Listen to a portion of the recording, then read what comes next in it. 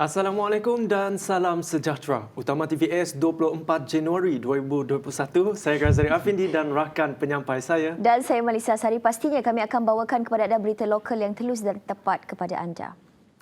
Sensitiviti dan kesediaan rakyat akan menjadi perkiraan utama kepimpinan Gabungan Parti Sarawak GPS dalam membuat keputusan berkaitan mengadakan pilihan raya awal. Setiausaha Agong GPS, Datuk Alexander Nanta Linggi berkata gabungan itu tidak akan melakukan perkara bertentangan dengan aspirasi dan kemahuan rakyat.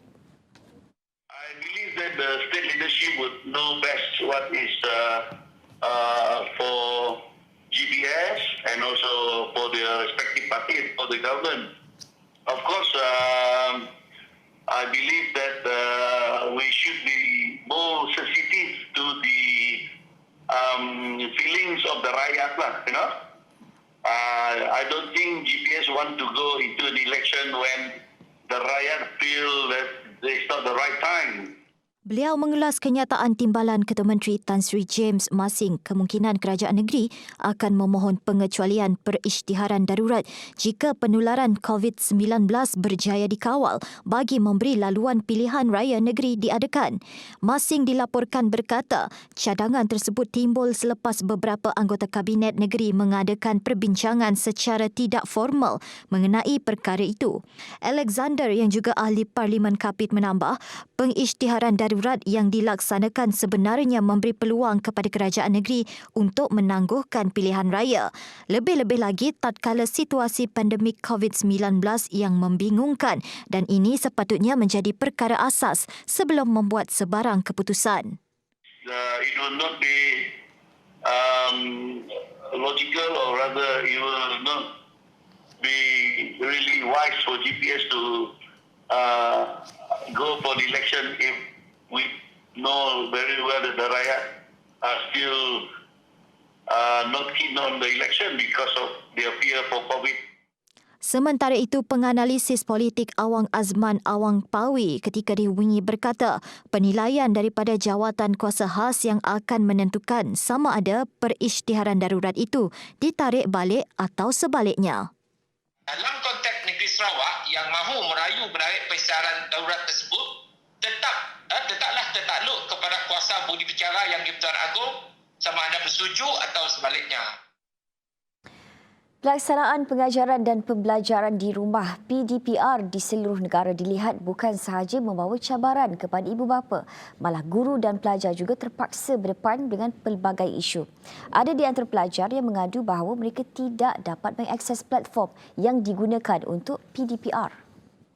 Misalnya guru menggunakan WhatsApp, Telegram, Google Classroom, Google Meet, namun pelajar seringkali mengadu bahawa mereka tidak dapat menyertai PDPR kerana tidak dapat akses kepada platform yang diberikan. Mereka mengadu bahawa mereka tidak pandai untuk mengakses ke link yang diberikan ataupun mengakses kepada platform yang diberikan guru semasa menjalankan PDPR. Seperti mana yang kita tahu, tidak semua murid mempunyai gadget. Okey. Kebanyakan murid juga mereka akan berkongsi gadget dengan ibu bapa mereka. Dan ini menyukarkan pelajar tersebut untuk mengikuti PDPR secara talian. Sementara itu, bagi Nur Liani PG, cabaran lain kelas dalam talian adalah sukar untuk memantau disiplin dan tumpuan pelajar. Sebenarnya agak sukar untuk mengawal disiplin pelajar di saat-saat pandemik COVID-19 tu. Sebab bila kita melaksanakan PDPR, kita lebih nyaman bersemuka. Jadi bila online, kita sih tahu apa di pola pelajar di sebalik tablet, laptop, di sebalik kamera, di sebalik telefon bimbit yang sidak gunakan. Sebab kadang-kadang sidak tak mudah dapat gangguan di sekitar. Manakala jika dilihat dari sudut pelajar pula, cabaran yang dihadapi termasuk kesukaran untuk berinteraksi di samping penjelasan lebih terperinci berhubung sesuatu topik. Antara pendapat pelajar juga macam tidak ada masalah untuk tanya soalan. Sebab bila online tu tidak susah nak dapatkan contoh nak tanya dengan cikgu yang directly. Contoh macam subjek yang praktikal macam math yang memang perlu akan ajar step by step. Mun dibandingkan dengan kelas bersemuka, tidak boleh tanya direct dengan cikgu. Sama ada cikgu sama ada macam ni nak cara nak menyelesaikan masalah dalam soalan dalam kelas setting. Seterusnya, 3 badan bukan kerajaan NGO pada Ahad tampil membantu membaik pulih kediaman Rajani Borhan di Kampung Bintawak Kuching yang rosak akibat bencana banjir sebelum ini. Seramai 40 individu daripada 3 NGO berkenaan turut serta dalam gotong royong bermula 9 pagi. Selain Persatuan Warisan Anak Sarawak Waris, turut menyertai gotong royong berkenaan ialah Perguruan Seni Silat Selendang Abadi dan Pekida Junction. Hampir 90% daripada kediaman itu rosak dan tumpuan kerja hari ini adalah memecah struktur rumah yang rosak dan membersih sisa runtuhan di sekeliling rumah berkenaan. Semua kita bersediakan untuk membantu saudara kita ni. Tugas kita hari inilah untuk membantu meringankan beban sahabat kita. InsyaAllah kita try hari ini, kita nak habiskan hari ini. Dapat juga keadaan cuaca, kita akan teruskan di hari yang lain, insyaAllah. Ahli Majlis Tertinggi Waris Aminuddin Osman berkata, gotong royong hari ini diharapkan meringankan beban mangsa. Azizi Zaidil berkata selain gotong royong, pihaknya turut menyediakan bantuan seperti keperluan harian dan makanan kepada penduduk yang terjejas akibat banjir di sekitar Bandar Kuching. Ini kita telah memberi sumbangan kepada masa-masa banjir di Kampung Nabudi, Kampung Gita, memberi sumbangan berbentuk makanan seperti roti dan apa lagi lah untuk membantu mereka. Dan terima kasih juga kepada penaung kita orang Warisan Anak Sarawak iaitu YB Fazudin kerana memberi sedikit bantuan. Baik, lagi perkembangan sama, perasaan lega mula dirasai. Demikian luahan Tuan Rumah Rajani Borhan yang amat berterima kasih kepada pihak yang telah menghulurkan bantuan kepada dirinya dan juga keluarga. Alhamdulillah, banyak juga sumbangan yang saya terima dari jiran di kampung dengan saudara sebelah Ipa Beras saya dan juga bantuan dari saudara-saudara yang datang untuk buat gotong royong hari ini. Jadi masa sekarang tengah tunggu, insyaAllah akan ada bantuan yang akan menyusul untuk meringankan lagi beban. Dugaan yang menimpa keluarga Rajani telah mendapat perhatian banyak pihak dan ramai juga yang telah menghulurkan sumbangan termasuklah tabung Baitul Mal Sarawak. Dalam masa sama, Rajani turut memaklumkan bahawa aktiviti gotong royong yang dijalankan di rumahnya turut tidak menolak aspek pematuhan kepada prosedur operasi standard SOP yang telah ditetapkan. Sudah jatuh ditimpa tangga. Itulah gambaran nasib keluarga Rajani Borhan yang dapat saya kongsikan apabila rumah mereka dinaiki air dalam kejadian banjir minggu lepas. Kemudian mereka diuji lagi apabila rumah mereka runtuh akibat tanah mendap. Namun hari ini ramai anggota pertubuhan bukan kerajaan datang untuk membantu membersihkan dan bergotong royong di kawasan rumah mereka. Ini sedikit sebanyak meringankan beban keluarga ini dan memberi mereka sinar untuk terus tabah meneruskan kehidupan. Sekian laporan dari saya, Raden Aida, bersama jurukamera Faitullah Morni untuk TVS Kuching.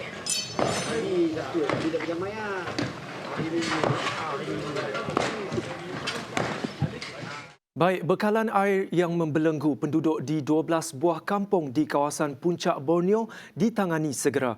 Kerajaan Sarawak melalui Jabatan Bekalan Air Luar Bandar JBAB dalam satu kenyataan berkata, masalah teknikal pada sistem agihan di kawasan seliaan pihak Lembaga Air Kuching dikenal pasti sebagai faktor utama tekanan dan jumlah air dibekalkan berkurangan dan mengakibatkan bekalan air tidak dapat sampai ke kawasan yang tinggi.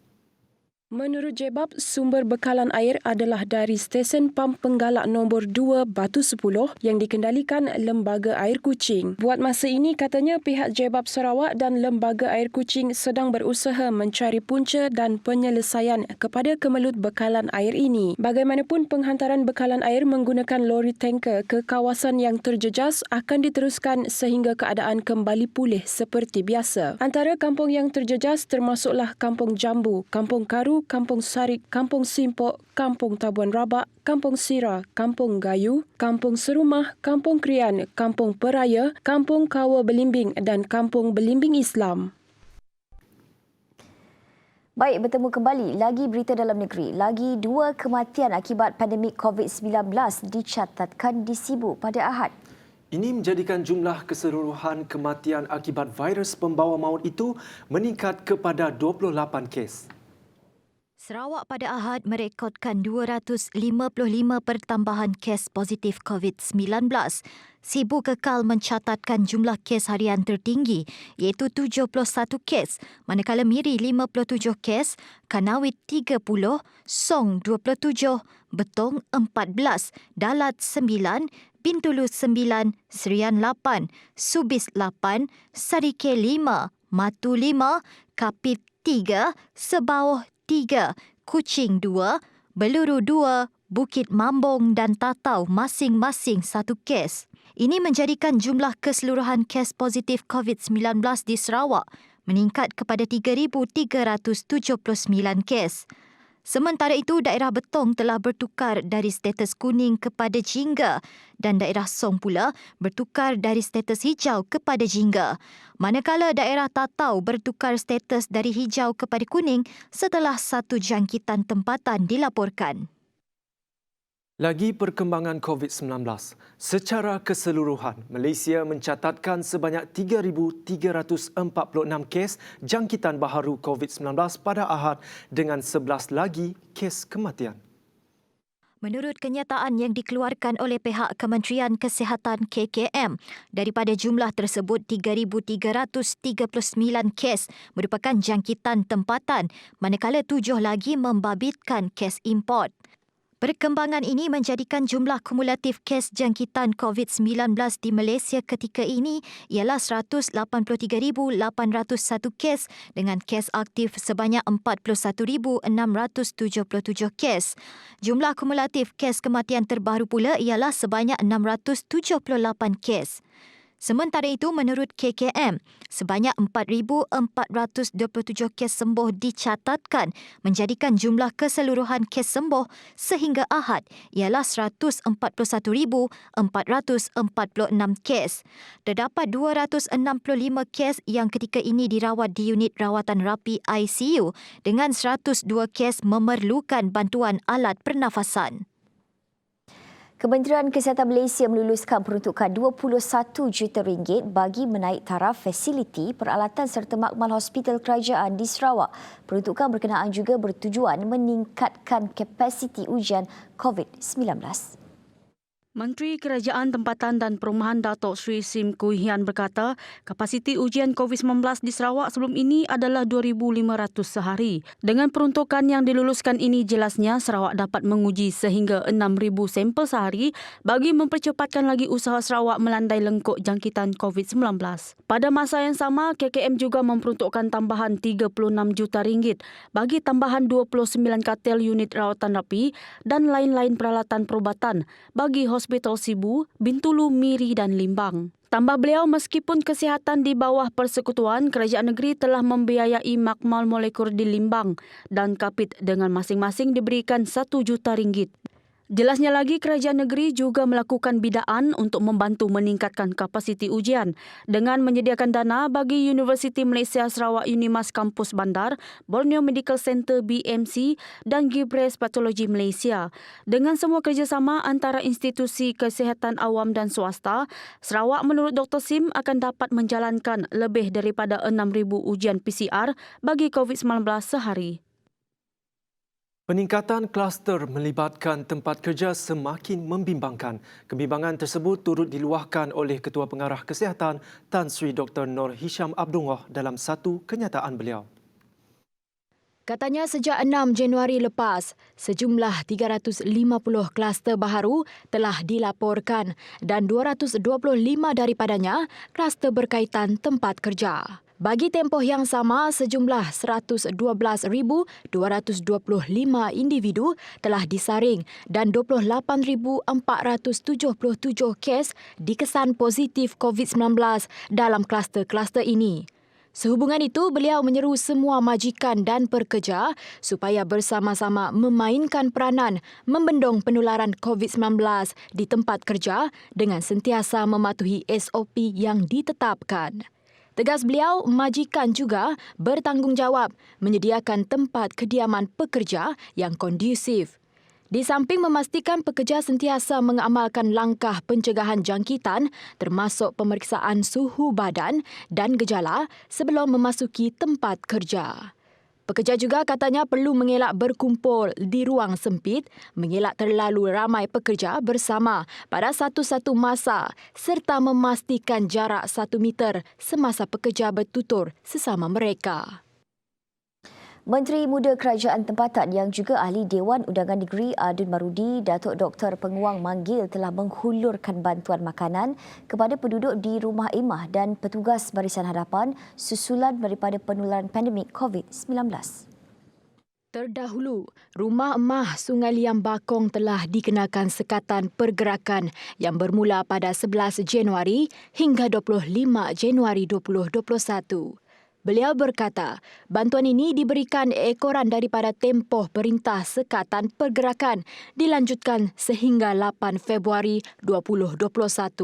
Bagi mewakili beliau, bantuan tersebut telah disampaikan oleh Pergerakan Pemuda Parti Demokratik Progresif PDP Marudi. Sementara itu, turut menerima bantuan makanan asas ialah petugas barisan hadapan di Pondok Sekatan Jalan Raya di Simpang Sungai Liam, Simpang Rumah Apol, Simpang Sungai Entulang dan selepin di Jalan Beluru Bakong. Setiap hari dianggarkan kira-kira 10 juta pelitup muka dibuang dengan sewenang-wenangnya. Susulan itu, pihak berwajib disaran mencari kaedah kitar semula secara konvensional bagi mengatasi masalah pembuangan kelengkapan pelindungan diri PPE. Kata pengerusi Ikatan Komuniti Selamat Tan Sri Lee Lam Tai, sebilangan besar topeng muka dan sarung tangan berakhir di tempat pembuangan sampah atau mencemarkan longkang, parit dan sungai. Prosedur operasi standard SOP yang betul perlu dilaksanakan untuk pembuangan PPE yang selamat, terutama di tempat awam. Pihak berwajib juga katanya harus meningkatkan usaha menegakkan undang-undang menentang sampah. Baik, seterusnya, pengisytiharaan darurat bukan bermotifkan politik. Sebaliknya, ia bertujuan menjamin keselamatan dan kesihatan rakyat yang terjejas akibat pandemik COVID-19. Kata Timbalan Menteri di Jabatan Perdana Menteri Hal Ehwal Agama Ahmad Marzuk Syari, jika perisytiharan darurat dibuat bermotifkan politik, kerajaan sudah tentu akan mengambil alih pentadbiran negeri pembangkang seperti yang berlaku di Kelantan pada tahun 1970-an. Sebelum ini kerajaan juga telah menyaksikan bagaimana kerajaan persekutuan pernah mengambil alih pentadbiran negeri berdasarkan kuasa yang diberikan oleh perlembagaan bagi tujuan darurat. Tapi kita masih mengekalkan kuasa Menteri Besar dan esko-esko kerajaan negeri walaupun pada negeri-negeri pembangkang. Dan mereka masih boleh meneruskan urusan pentadbiran seperti biasa. Bahkan kota bagi pihak pembangkang juga telah diwujudkan dalam jawatankuasa khas yang sebahagian disebutkan tadi. Jelasnya, pengambil alihan pentadbiran kerajaan negeri itu tidak berlaku dalam pelaksanaan darurat kali ini. Malah kerajaan pusat memberi kerjasama dan bantuan kepada kerajaan negeri tanpa mengambil kira ia negeri pembangkang atau sebaliknya. Justru katanya kerajaan berharap semua langkah yang diambil menjamin ketelusan darurat bagi membuktikan kepada rakyat bahawa ia bukan mainan politik. Walaupun darurat memberi kuasa istimewa dan pengecualian tertentu, kerajaan telah menggunakan mekanisme yang telus dan adil dalam memberi nasihat kepada Yang di-Pertuan Agong.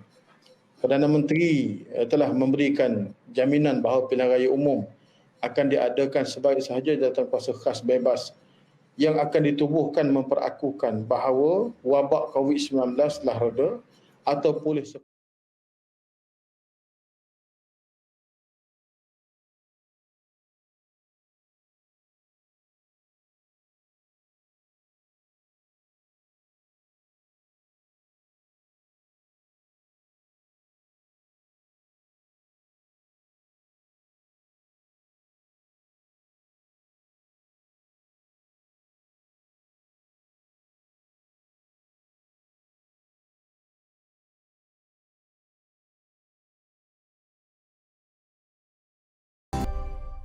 Lagi berita dalam negeri.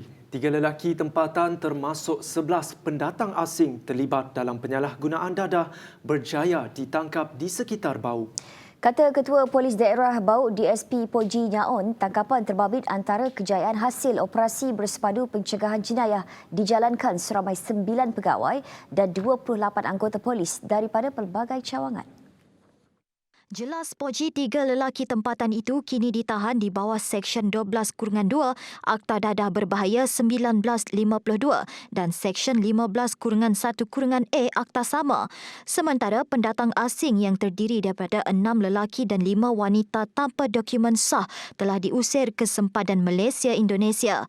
Tegas Poji, operasi besar-besaran akan terus dilakukan bagi mencegah kegiatan jenayah dan kemasukan pendatang asing tanpa izin. Baik, lain pula yang berlaku di Sibu. Polis menahan 4 lelaki termasuk 3 pelajar kerana melanggar perintah kawalan pergerakan PKP di Jalan Sentosa Salib. Menurut Ketua Polis Daerah Sibu SCP Stanley Jonathan Ringgit, hasil siasatan awal mendapati keempat-empat lelaki itu berusia antara 16 hingga 42 tahun. Ketika ditanya pihak polis, mereka berkata pada waktu itu mereka baru saja pulang dari rumah seorang rakan mereka setelah bermain permainan komputer. Kemudian mereka menyatakan hasrat untuk menyaksikan perlumbaan motosikal di kawasan berkenaan. Bagaimanapun penjelasan mereka tidak dapat diterima pihak polis kerana mereka sepatutnya berada di rumah dalam tempoh PKP ini.